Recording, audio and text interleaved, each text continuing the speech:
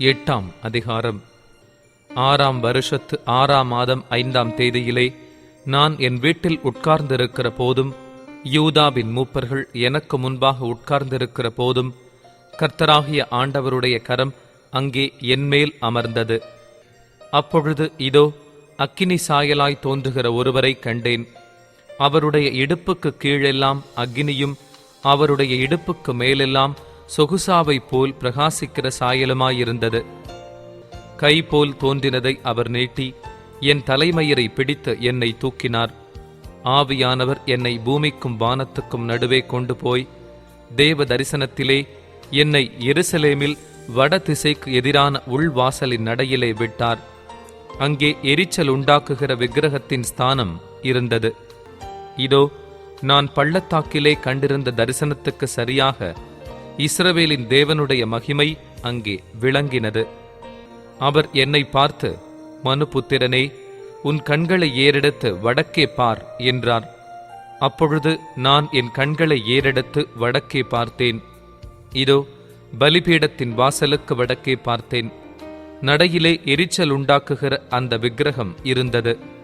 அவர் என்னை நோக்கி, மனுபுத்திரனே, அவர்கள் செய்கிறதை காண்கிறாயா? என் பரிசுத்த ஸ்தலத்தை விட்டு என்னை தூரமாய் போக பண்ணும்படியான இஸ்ரவேல் வம்சத்தார் இங்கே செய்கிற மிகுந்த அருவருப்புகளை காண்கிறாய் அல்லவா? இதிலும் அதிக அருவருப்புகளை இன்னமும் காண்பாய் என்று சொல்லி என்னை பிராகாரத்தின் வாசலுக்கு கொண்டு போனார்.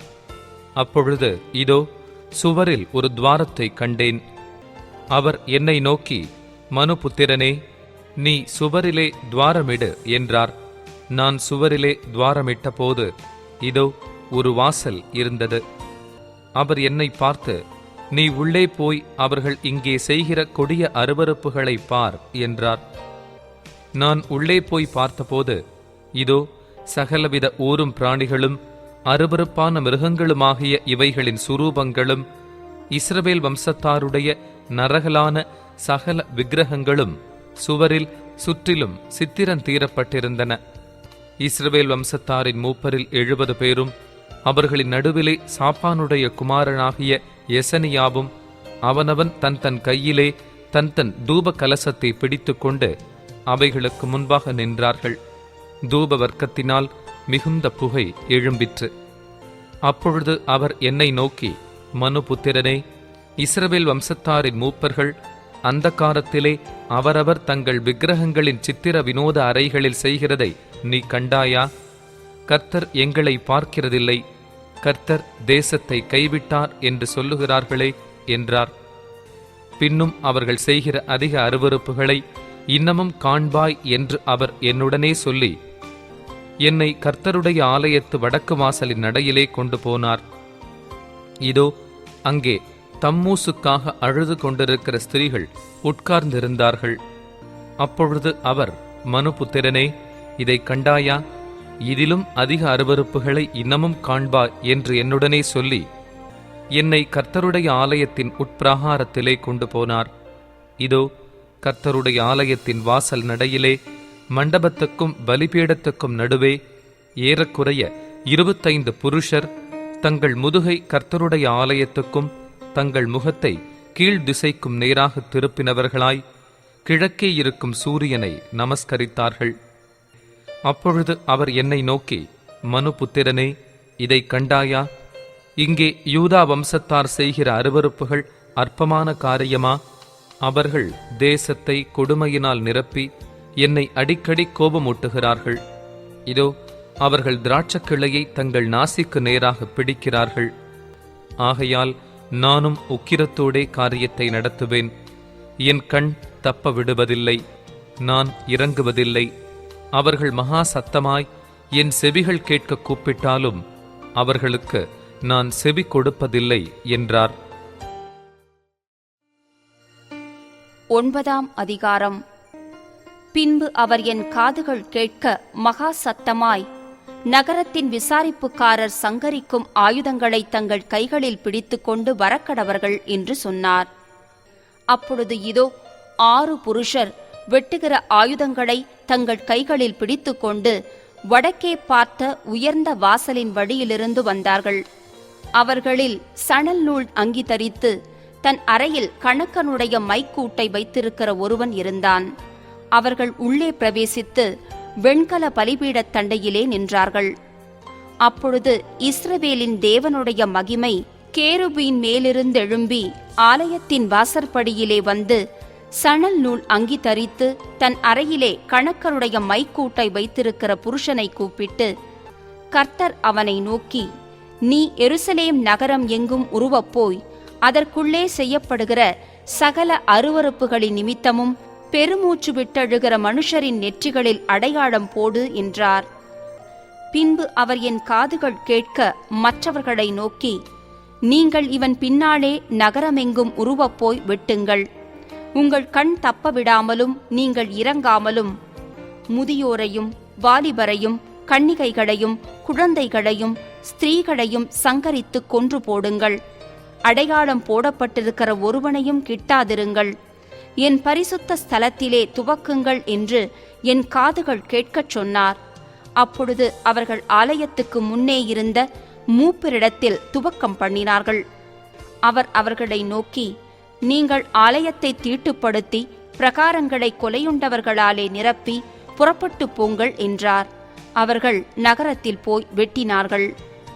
அவர்கள் வெட்டிக்கொண்டு போகையில் நான் மாத்திரம் தனித்து முகங்குப்புற விழுந்து, ஆ கர்த்தராகிய ஆண்டவரே, தேவரீர் எருசலேமின் மேல் உமது உக்கிரத்தை ஊற்றுகையில் இஸ்ரவேலின் மீதியானவர்களையெல்லாம் அழிப்பீரோ என்று முறையிட்டேன்.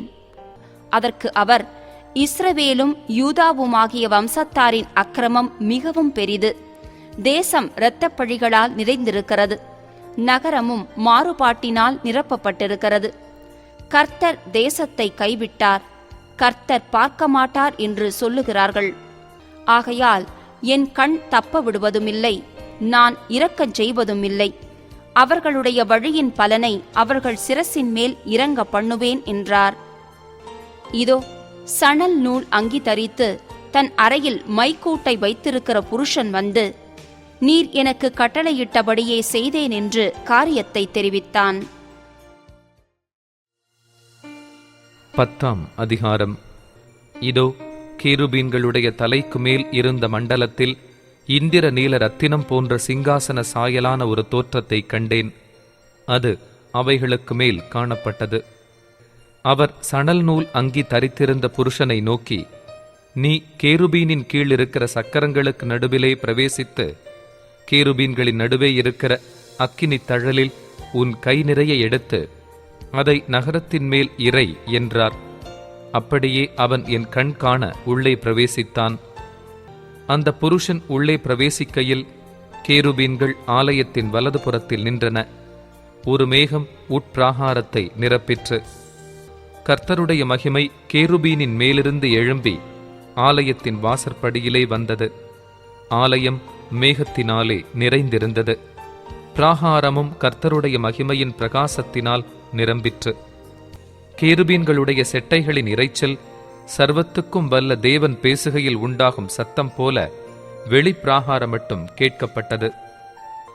அவர் சணல் நூல் அங்கி தரித்திருந்த புருஷனை நோக்கி, நீ கேருபீன்களுக்குள் சக்கரங்களின் நடுவிலிருந்து அக்கினியை எடு என்று கட்டளையிட்ட உடனே அவன் உள்ளே பிரவேசித்து சக்கரங்கள் அண்டையிலே நின்றான்.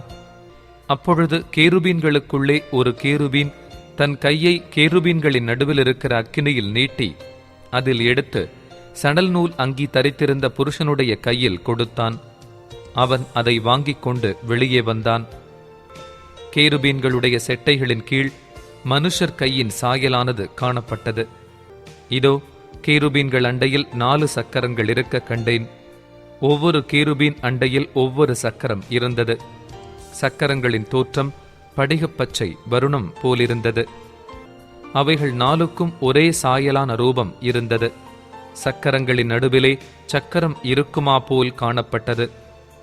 அவைகள் ஓடுகையில் தங்கள் 4 பக்கங்களிலும் ஓடும். ஓடுகையில் அவைகள் திரும்பினதில்லை. தலை நோக்கும் இடத்துக்கே அவைகள் அதன் பின்னாலே ஓடின. ஓடுகையில் அவைகள் திரும்பினதில்லை.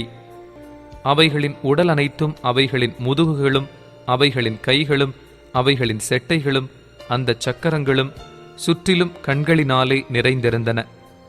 அவைகள் 4க்கும் இருந்த சக்கரங்களும் அப்படியே இருந்தன. அந்த சக்கரங்களை பார்த்து, சக்கரமே என்று ஒருவன் கூப்பிடுகிற சத்தத்தை கேட்டேன். ஒவ்வொன்றுக்கும் 4 முகங்கள் இருந்தன.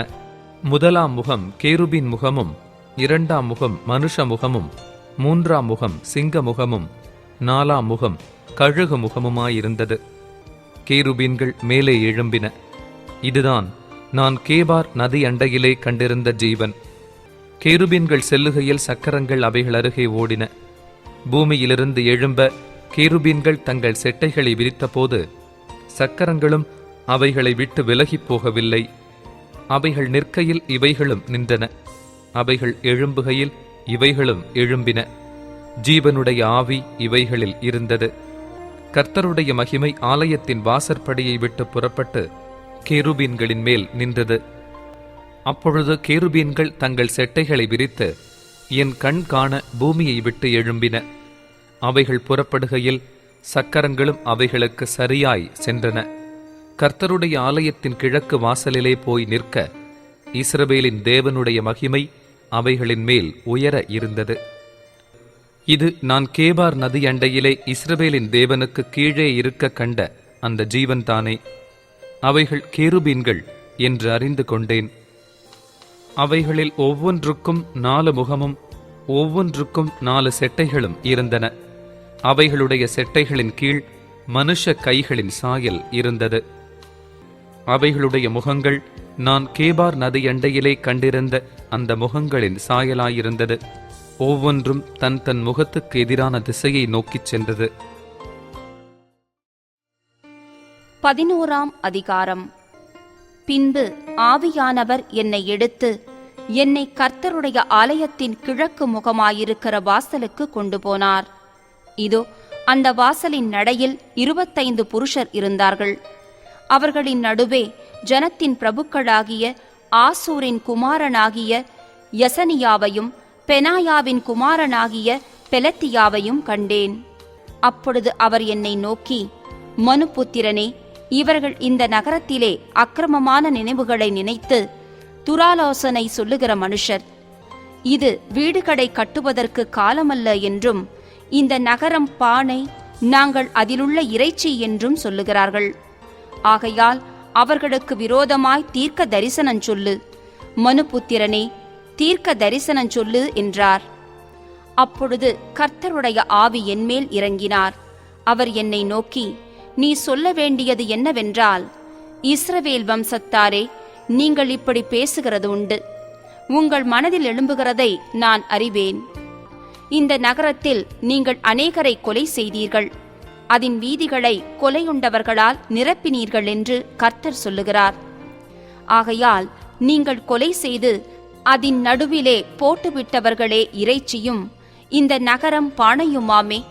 உங்களையோ அதற்குள் இராதபடிக்கு புறம்பாக்குவேன் என்று கர்த்தராகிய ஆண்டவர் சொல்லுகிறார். பட்டயத்துக்கு பயப்பட்டீர்கள், பட்டயத்தையே உங்கள் மேல் வரப்பண்ணுவேன் என்று கர்த்தராகிய ஆண்டவர் சொல்லுகிறார். நான் உங்களை அதற்குள் இராதபடிக்கு புறம்பாக்கி உங்களை அந்நியரின் கையில் ஒப்புக்கொடுத்து உங்களில் நியாயத்தீர்ப்புகளை நிறைவேற்றுவேன். பட்டயத்தால் விழுவீர்கள். இஸ்ரவேல் தேசத்தின் எல்லையிலே உங்களை நியாயம் தீர்ப்பேன். அப்பொழுது நான் கர்த்தர் என்று அறிந்து கொள்வீர்கள். இந்த நகரம் உங்களுக்கு பானையாயிருப்பதும் இல்லை, நீங்கள் அதிலுள்ள இறைச்சியாயிருப்பதும் இல்லை. இஸ்ரவேல் தேசத்தின் எல்லையிலே உங்களை நியாயம் தீர்ப்பேன். என் கட்டளைகளின்படி நடவாமலும் என் நியாயங்களின்படி செய்யாமலும் உங்களைச் சுற்றிலும் இருக்கிற புறஜாதிகளுடைய முறைமைகளின்படி செய்த நீங்கள் அப்பொழுது நான் கர்த்தர் என்று அறிந்து கொள்வீர்கள் என்று சொல் என்றார். நான் இப்படி தீர்க்க தரிசனம் சொல்லுகையில் பெனாயாவின் குமாரனாகிய பெலத்தியா செத்தான். அப்பொழுது நான் முகங்குப்புற விழுந்து மகா சத்தமாய், ஆ, கர்த்தராகிய ஆண்டவரே, தேவரீர் இஸ்ரவேலில் மீதியானவர்களை சர்வ சங்காரம் செய்வீரோ என்று முறையிட்டேன். அப்பொழுது கர்த்தருடைய வார்த்தை எனக்கு உண்டாகி, அவர், மனுபுத்திரனே, நீங்கள் கர்த்தரை விட்டு தூரமாய் போங்கள்.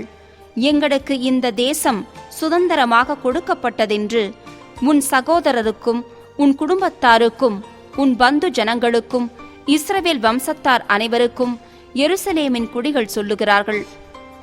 ஆகையால் நான் அவர்களை தூரமாக புறஜாதிகளுக்குள்ளே துரத்தியிருந்தாலும், நான் அவர்களை தேசங்களிலே சிதறடித்திருந்தாலும், நான் அவர்கள் போன தேசங்களில் அவர்களுக்கு கொஞ்ச காலத்துக்கு பரிசுத்த ஸ்தலமாக இருப்பேன் என்று கர்த்தராகிய ஆண்டவர் உரைக்கிறார் என்று சொல். ஆதலால் நான் உங்களை ஜனங்களிடத்திலிருந்து சேர்த்து, நீங்கள் சிதறடிக்கப்பட்ட தேசங்களிலிருந்து உங்களை கூட்டிக் கொண்டு இஸ்ரவேல் தேசத்தை உங்களுக்கு கொடுப்பேன் என்று கர்த்தராகிய ஆண்டவர் உரைக்கிறார் என்று சொல். அவர்கள் அங்கே வந்து அதில் சீயின்றி களப்படத்தக்கதும் அருவருக்கப்படத்தக்கதுமாயிருக்கிறதையெல்லாம் அதிலிருந்து அகற்றுவார்கள். அவர்கள் என் கட்டளைகளின்படி நடந்து என் நியாயங்களை கைக்கொண்டு அவைகளின்படி செய்ய நான் அவர்களுக்கு ஏக இருதயத்தை தந்து அவர்கள் உள்ளத்தில் புதிய ஆவியை கொடுத்து கல்லான இருதயத்தை அவர்கள் மாம்சத்திலிருந்து எடுத்து போட்டு சதையான இருதயத்தை அவர்களுக்கு அருளுவேன். அவர்கள் என் ஜனமாயிருப்பார்கள், நான் அவர்கள் தேவனாயிருப்பேன். ஆனாலும் சீயின்றி களப்படத்தக்கதும் அருவருக்கப்படத்தக்கதுமான தங்கள் இருதயத்தின் இச்சையிலே எவர்கள் நடக்கிறார்களோ அவர்களுடைய வழியின் பலனை அவர்கள் தலைகளின் மேல் சுமர பண்ணுவேன் என்று கர்த்தராகிய ஆண்டவர் சொல்லுகிறார். அப்பொழுது கேருபீன்கள் தங்கள் செட்டைகளை விரித்து எழும்பின, சக்கரங்களும் அவைகளுக்கு அருகே சென்றன. இஸ்ரவேலின் தேவனுடைய மகிமை அவைகளின் மேல் உயர இருந்தது. கர்த்தருடைய மகிமை நகரத்தின் நடுவிலிருந்தெழும்பி நகரத்துக்கு கிழக்கே இருக்கிற மலையின் மேல் போய் நின்றது.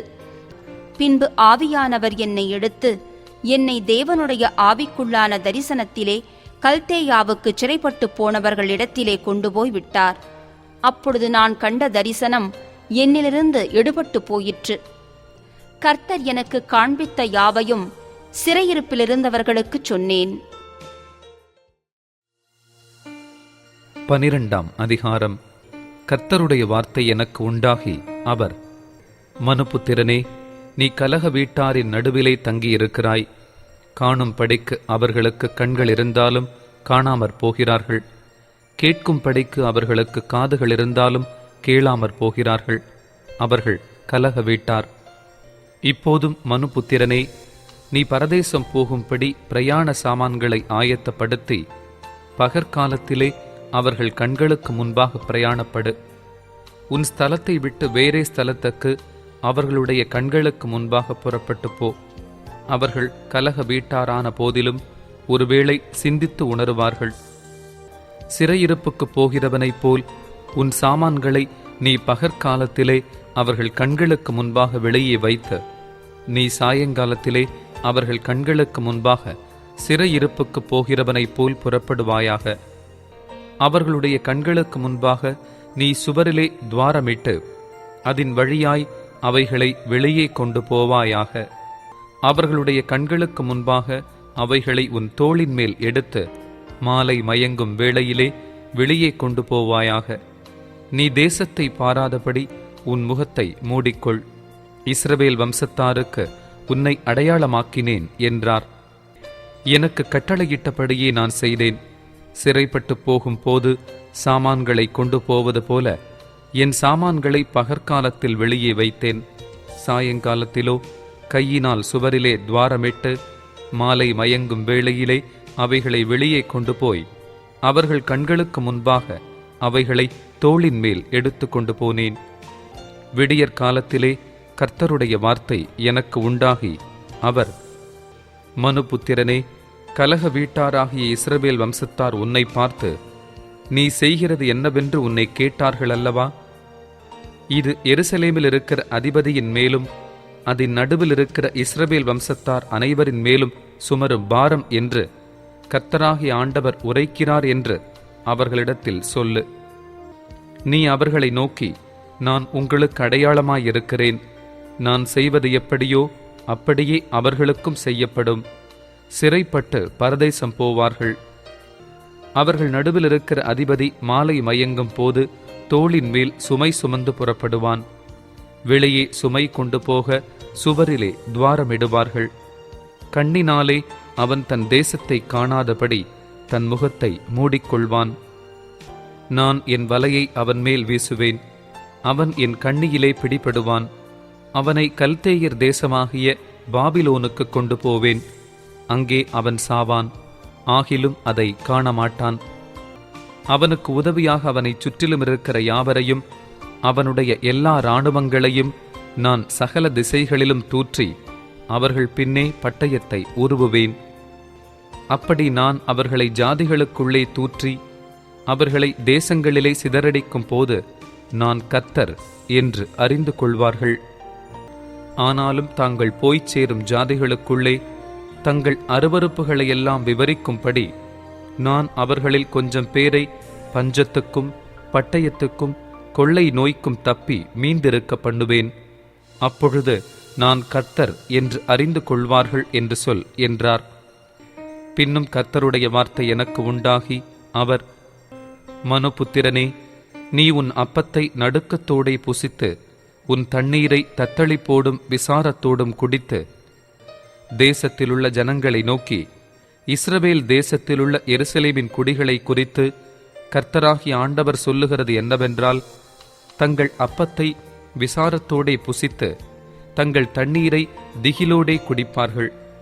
அவர்களுடைய தேசத்து குடிகளுடைய கொடுமைகளின் நிமித்தம் அதிலுள்ளதெல்லாம் அழிய அது பாழாகும். குடியேறியிருக்கிற பட்டணங்கள் வனாந்தரங்களாகி தேசம் பாழாய் போகும். அப்பொழுது நான் கர்த்தர் என்று அறிந்து கொள்வீர்கள் என்று சொல் என்றார். பின்னும் கர்த்தருடைய வார்த்தை எனக்கு உண்டாகி அவர், மனுபுத்திரனே, நாட்கள் நீடிக்கும், தரிசனமெல்லாம் அவமாகும் என்று இஸ்ரவேல் தேசத்திலே வழங்கும் பழமொழி என்ன? ஆகையால் நீ அவர்களை நோக்கி, கர்த்தராகிய ஆண்டவர் உரைக்கிறது என்னவென்றால், அவர்கள் இனி இஸ்ரவேலிலே இந்த பழமொழியை சொல்லி வராதபடிக்கு நான் அதை ஒழிய பண்ணுவேன். நாட்களும் எல்லா தரிசனத்தின் பொருளும் சமீபித்து வந்தன என்று அவர்களோடே சொல்லு.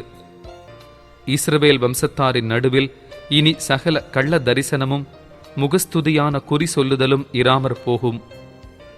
நான் கர்த்தர், நான் சொல்லுவேன், நான் சொல்லும் வார்த்தை நிறைவேறும், இனி தாமதியாது. கலக வீட்டாரே, உங்கள் நாட்களிலே நான் வார்த்தையை சொல்லுவேன், அதை நிறைவேறவும் பண்ணுவேன் என்று கர்த்தராகிய ஆண்டவர் உரைக்கிறார் என்று சொல் என்றார். பின்னும் கர்த்தருடைய வார்த்தை எனக்கு உண்டாகி அவர், மனுபுத்திரனே, இதோ இஸ்ரவேல் வம்சத்தார் இவன் காண்கிற தரிசனம் நிறைவேற அநேக நாள் செல்லும், தூரமாயிருக்கிற காலங்களை குறித்து இவன் தீர்க்க தரிசனம் சொல்லுகிறான் என்கிறார்கள். ஆகையால் என் வார்த்தைகளில் ஒன்றாகிலும் இனி தாமதிப்பதில்லை என்று கர்த்தராகிய ஆண்டவர் உரைக்கிறார். நான் சொன்ன வார்த்தை நிறைவேறும் என்று கர்த்தராகிய ஆண்டவர் உரைக்கிறார் என்று அவர்களோடே சொல் என்றார்.